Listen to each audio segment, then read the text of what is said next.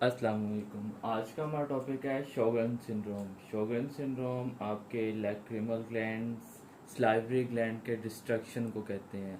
Cause idiopathic है, unknown है, लेकिन ये ऑटोइम्यून डिजीज़ है। ऑटोइम्यून डिजीज़ मीन कि आपकी अपनी ही इम्यूनिटी आपके अपने ही ग्लैंड्स के ऊपर अटैक करती है, उनकी डिस्ट्रक्शन कर देती है।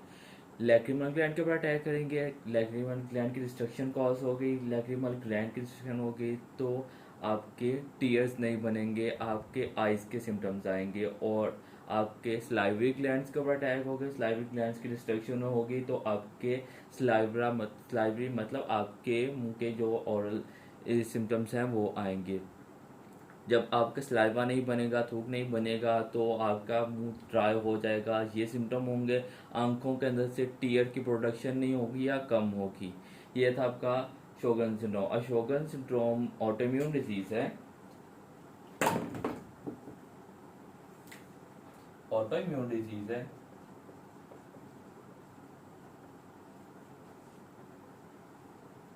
इडियोपैथिक कॉज है, ऑटोइम्यून है। इसके आपके अपने ही जो एंटीबॉडीज है आपके लैक्रिमल ग्लैंड्स के ऊपर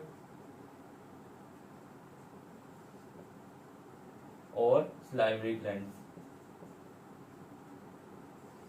इनकी डिस्ट्रक्शन कॉज करती है, जिनकी वजह से आपको आंखों के, आपके मुंह के जो है सिम्टम्स आएंगे। पेशेंट आपके लैक्रिमल मतलब स्लाइवा और आपके जो टीयर्स हैं उनकी जो है कंप्लेन करेगा। तो फर्स्ट ऑफ ऑल आपको सिम्टम्स बता दूं, सिम्टम्स क्या होंगे। सिम्टम ने फर्स्ट आंखों की सिम्टम्स बताता हूँ क्या होंगे। जब लैक्रिमेशन नहीं होगी, ड्राई आइज हो जाएंगी आंखों के अंदर। जब पानी ही नहीं होगा, आंखें सूख जाएंगी, ड्राई आइज होंगी।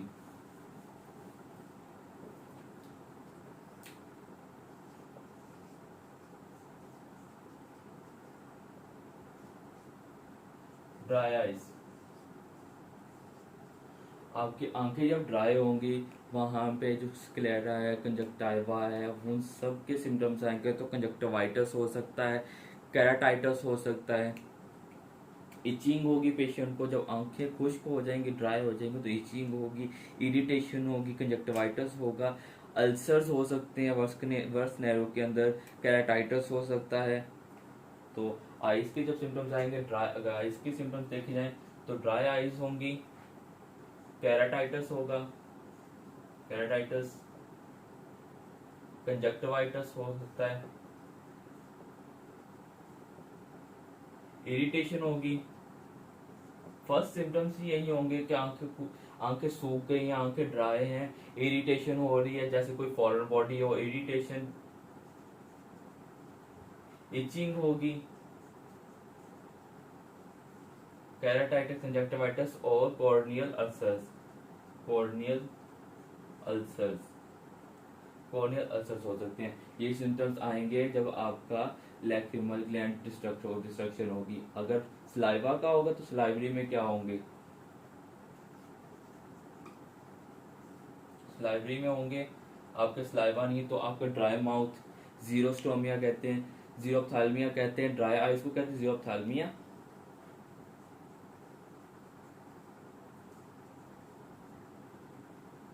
ड्राई माउथ को कहते हैं जीरोस्टोमिया।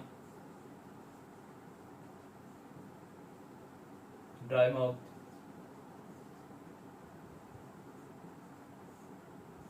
आपके जो जिंजीवा है उसका इन्फेक्शन हो सकता है, जिंजिवाइटिस हो सकता है,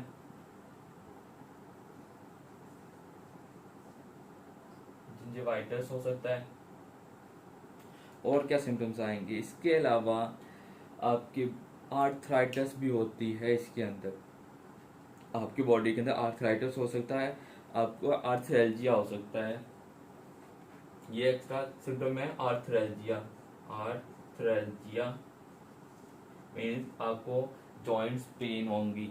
इसके अलावा बोन पेन भी हो सकती है, आर्थरेल्जिया कॉमन सिम्टम है। इसके अलावा आपको जो कंजक्टिवाइटिस है, कंजक्टिवाइटिस के अंदर आपको डेंटल केरीज हो सकती हैं।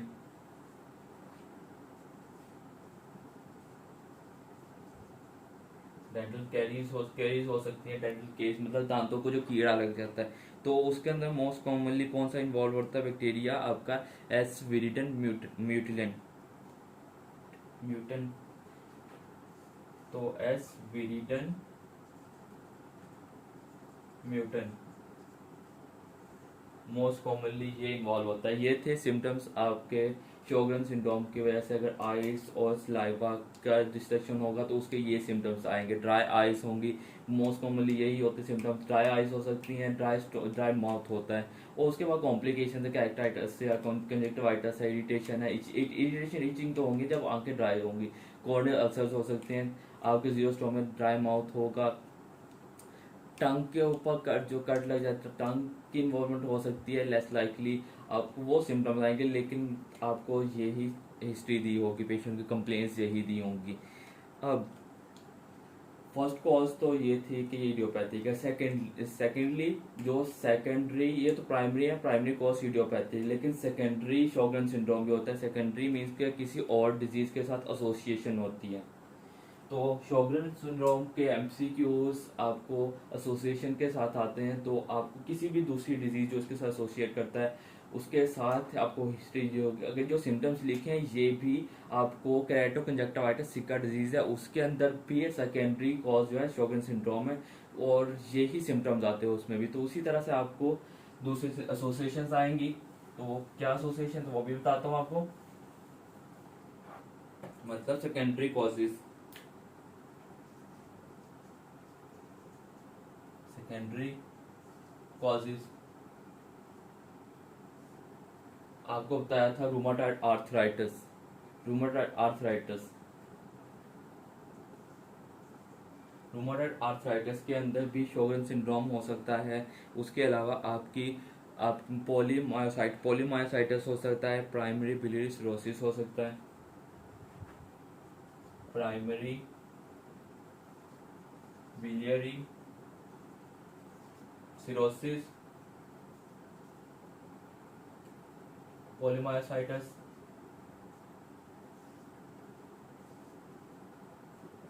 पॉलीमायोसाइटिस के अंदर हो सकता है।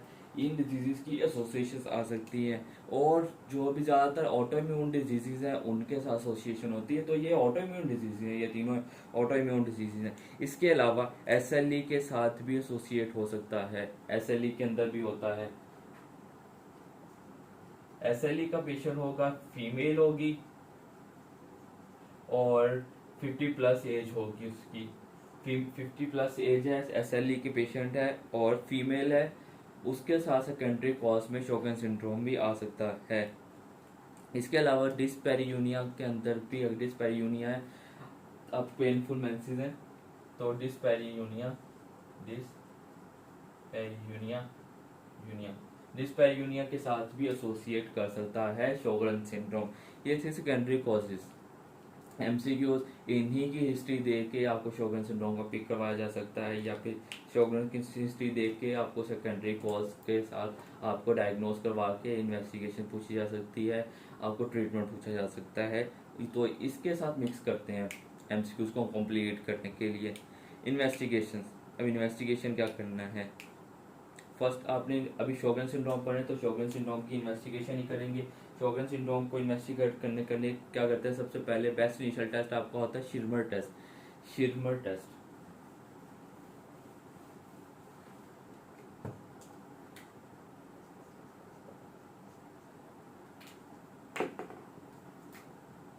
बेस्ट इनिशियल आपका टेस्ट होगा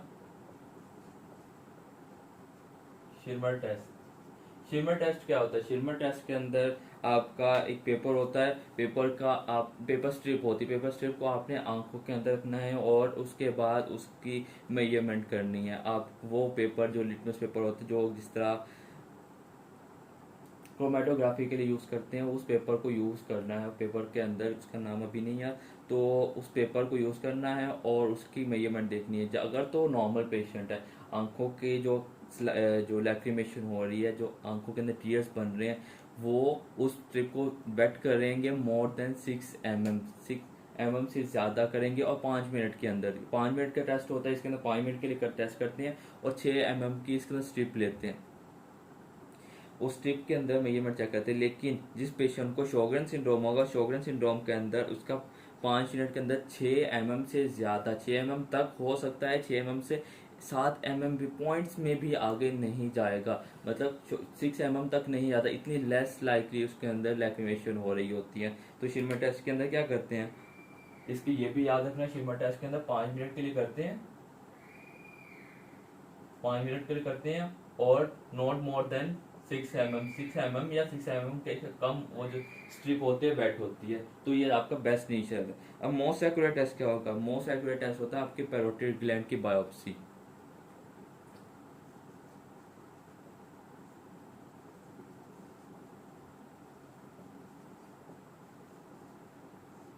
ये मोस्ट एक्यूरेट टेस्ट है, most accurate parotid gland biopsy. इससे आपको ग्लैंड्स की इन्वेस्टिगेशन होती है कि ये ग्लैंड्स कितना काम कर रहे हैं, डिस्ट्रक्ट हुए हैं या नहीं। सेकेंडली, शोगन सिंड्रोम आपकी रेडिएशंस की वजह से भी हो सकता है। सो आपकी रेडिएशंस के बाद भी आपको शोगन सिंड्रोम हो सकता है। लाजमी नहीं है कि आपको माउथ ही इन्वॉल्व हो या आंखें ही इन्वॉल्व हो, दोनों में से कोई एक भी इन्वॉल्व हो सकता है। बेस्ट इनिशियल आपका शिरमा टेस्ट है, मोस्ट एक्यूरेट आपका पैरोटिड ग्लैंड है। इसके अलावा आप ब्लड टेस्ट करवा सकते हैं। ब्लड टेस्ट के अंदर आपने एंटीबॉडीज चेक करनी है। एंटीबॉडीज रो मोस्ट स्पेसिफिक है, और रो ला एंटीबॉडीज मतलब SSA ब्लड टेस्ट करवाएंगे। ब्लड टेस्ट के अंदर आपको एंटीबॉडीज मिलेंगी, SS एंटीबॉडी SSA जिसको हम रो कहते हैं, SSB जिसको ला कहते हैं, एंटीबॉडीज मिलेंगी।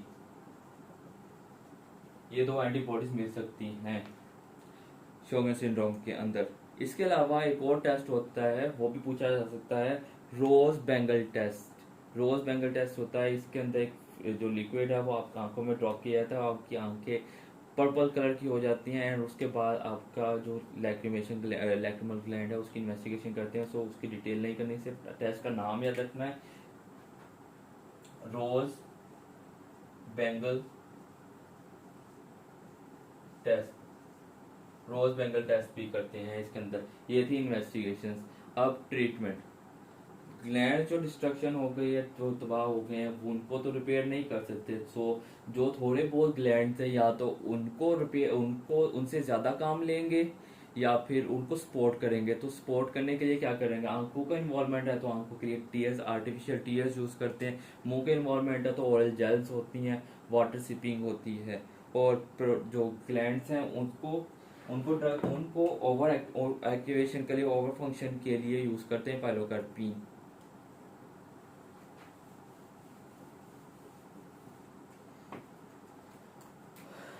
तो ट्रीटमेंट क्या होगा, फ्रीक्वेंट ओरल सिपिंग, मतलब बार बार थोड़ी थोड़ी देर के बाद थोड़ा थोड़ा पानी का घूंट लेते रहना है, ताकि ड्राई माउथ की वजह से ओरल अल्सर्स ना हो जाए। उसके बाद क्या करेंगे, आइस के लिए, आंखों के लिए क्या करेंगे, आर्टिफिशियल टीयर्स होते हैं, आर्टिफिशियल टीयर्स यूज करेंगे। आर्टिफिशियल टीयर्स यूज करेंगे, पिलोकार्पिन या पाइलोकार्पिन, जो भी आप नाम बोलें, पाइलोकार्पिन यूज करेंगे। ये आपकी ग्लैंड से सिक्रीशंस को बढ़ाती है, पिलोकार्पिन यूज करेंगे। या फिर इसके अलावा कैविमलीन यूज करते हैं, कैविमलीन। इसके अलावा या फिर कैवामलीन या मेलाइन, जो भी आपने पढ़ना है, पिलोकार्पिन यूज करते हैं इनिशियली, या फिर कैवामलीन यूज कर सकते हैं। इसके अलावा ओरल जेल्स यूज कर सकते हैं।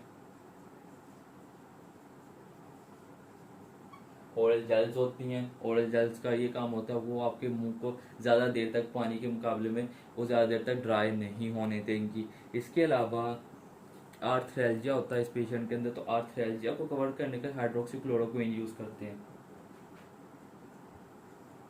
आर्थ्रेल्जिया के लिए करेंगे हाइड्रोक्सी क्लोरोक्विन, हाइड्रोक्सीक्लोरोक्विन यूज करेंगे आर्थ्रेल्जिया के लिए। ये था आपका शोगन सिंड्रोम। लेकिन अब याद रखना है कि कॉम्प्लिकेशंस को चाहता हूँ कि शोगन सिंड्रोम की कॉम्प्लिकेशंस भी होती हैं। कॉम्प्लिकेशन में आ जाता है कि शोगन सिंड्रोम वाले पेशेंट को हॉजकिन लिम्फोमा होने के चांसेस होते हैं।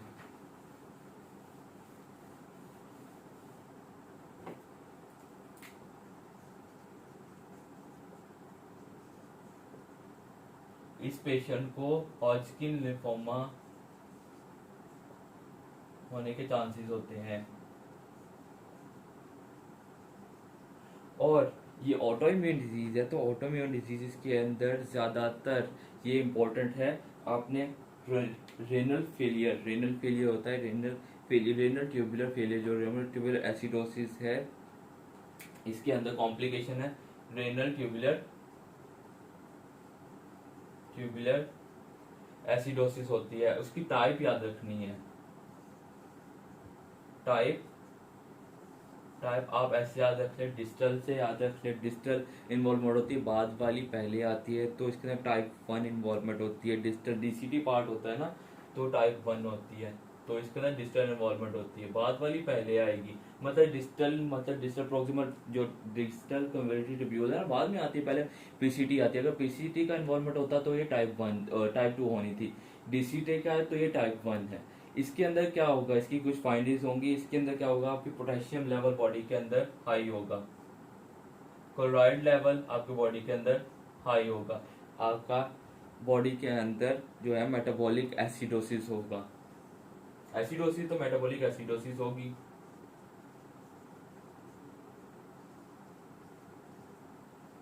आपको मेटाबॉलिक एसिडोसिस होगी।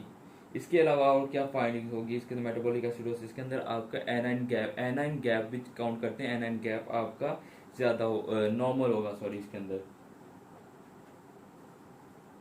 एनाइन गैप ये नॉर्मल होगा।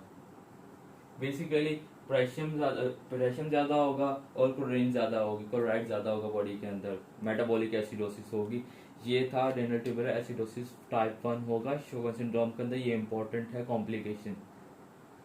तो ये ज़्यादातर ऑटोइम्यून डिजीज जो भी होती है 90% ज़्यादातर के अंदर जो है आरटी टाइप 1 ही होती है, रेनल ट्यूबुलर एसिडोसिस टाइप 1 ही होती है, और इसके अंदर डिस्टल ट्यूब्यूल इन्वॉल्वमेंट होती है। ये कॉम्प्लिकेशंस थी। ये था आपका शोगन सिंड्रोम।